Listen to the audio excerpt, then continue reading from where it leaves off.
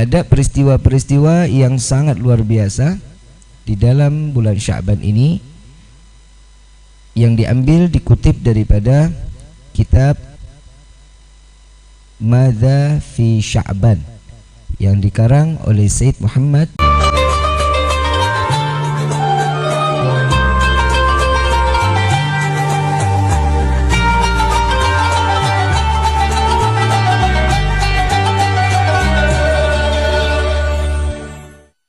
Jemaah Majlis Rabu Ba'da Asar yang dirahmati dan dimuliakan oleh Allah Subhanahu wa taala. Ini bulan masuk kita di bulan Sya'ban. Bulan yang dimana bulan ini terdapat banyak keistimewaan dan umat Nabi SAW dianjurkan dan diwajibkan perbanyak salawat kepada Nabi Muhammad SAW. Ada peristiwa-peristiwa yang sangat luar biasa di dalam bulan Sya'ban ini yang diambil dikutip daripada kitab Madza fi Sya'ban yang dikarang oleh Said Muhammad bin Alwi Al-Maliki rahimahullahu ta'ala. Beliau memberikan satu penjelasan tentang apa keistimewaan bulan Sya'ban, dan beliau membukanya dengan ada peristiwa-peristiwa terbaik di bulan Sya'ban yang dapat merubah keadaan umat Islam yang saat dulunya yang belum baik menjadi baik. Salah satunya pemindahan kiblat. Pemindahan kiblat yang kita tahu awal kiblat kita dari Masjidil Aqsa diperintahkan oleh Allah dipindah kiblatnya sampai kepada Masjidil Haram. Peristiwa ini dan sampai saat ini kita lakukan kiblat kita ke Masjidil Haram. Di dalam satu riwayat Allah mendengar dan melihat Nabi Muhammad SAW yang setiap malam selalu menengadahkan wajahnya ke langit, mengharap satu perintah dan keinginan Nabi Muhammad SAW yang dikatakan setiap malamnya itu Allah membaca, ada di surat Al-Baqarah ayat 144.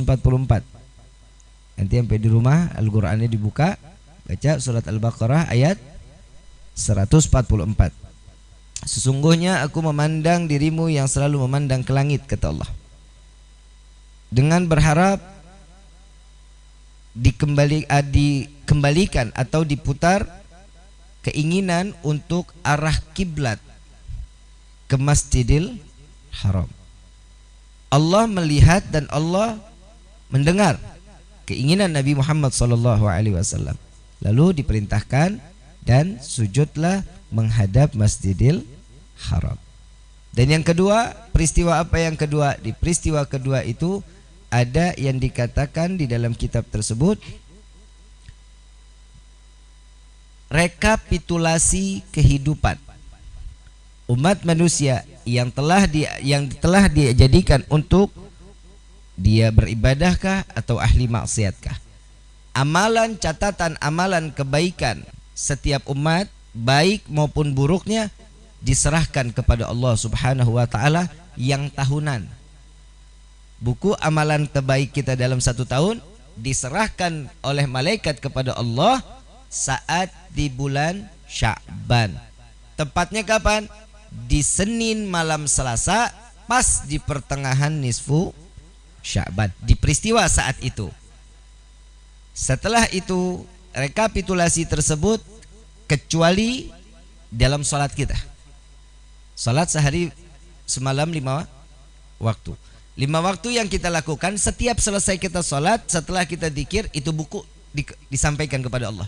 Jadi kalau ibadah kita yang hariani, yang salat kita tiap hari disetorin sama Allah. Yang salatnya tiap hari disetorin. Nah, yang kelakuan kita setahun sekali. Kelakuan burukkah, baikkah, semuanya disetorkan per tahun.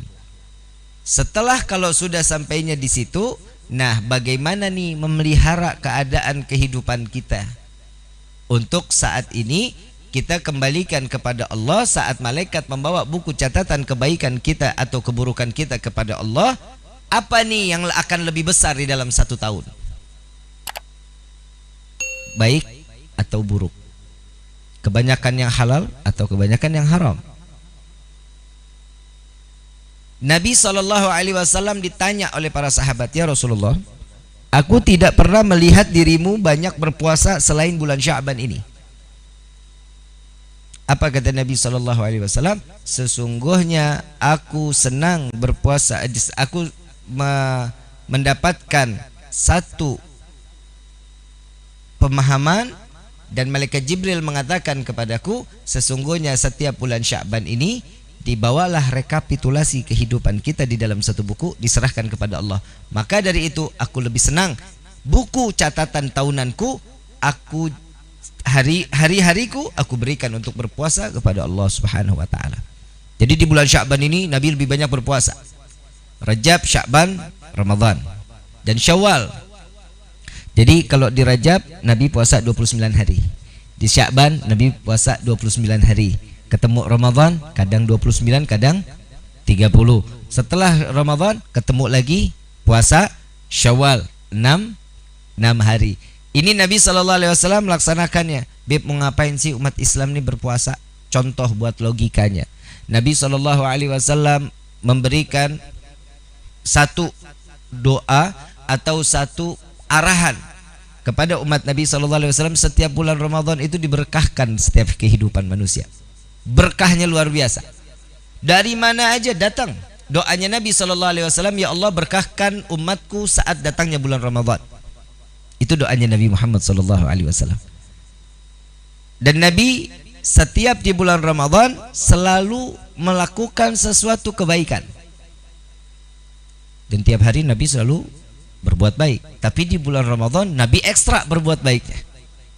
Sampai sahur pun Nabi ngundang para sahabat untuk duduk makan sahur bersama Nabi Muhammad SAW. Kalau kita kan seringnya buka puasa ya, belum sahur, belum pernah sahur bersama kan, belum ya. Tapi kalau buka puasa bersama sudah. Nah ini sahur bersama. Nabi SAW selalu mengajak setiap sahur dan berbuka puasa Nabi menampung orang untuk melaksanakan suatu kebaikan dan memberikan contoh kepada umat yang lain agar memperhatikan saudara atau tetangga.